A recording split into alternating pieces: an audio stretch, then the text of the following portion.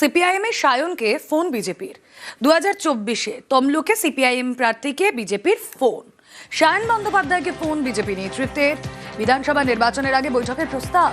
BJP কেন্দ্রীয় নেতৃত্ব phone করে, দাবি সায়নের।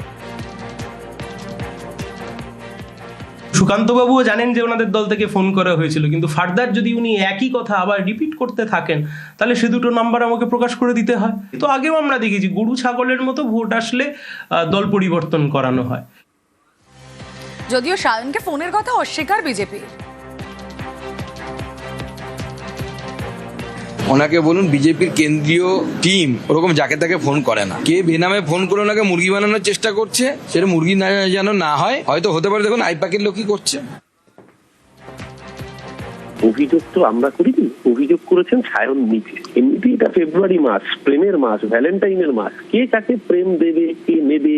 বিজেপি আর সিপিএম, বাম আর রাম, এ তো ফুটকি বদলের প্রেম, এ তো হরভক্ত। সুকান্ত বাবুকে এখন দায় ফেলতে হবে, কারণ সায়ন তো ফোন নাম্বার দিয়ে দেখলাম অভিযোগ করেছে। তো সায়নের ফোন নাম্বার আপনারা ভেরিফাই করে নিন, দুধ কা দুধ পানি কা পানি হয়ে যাবে।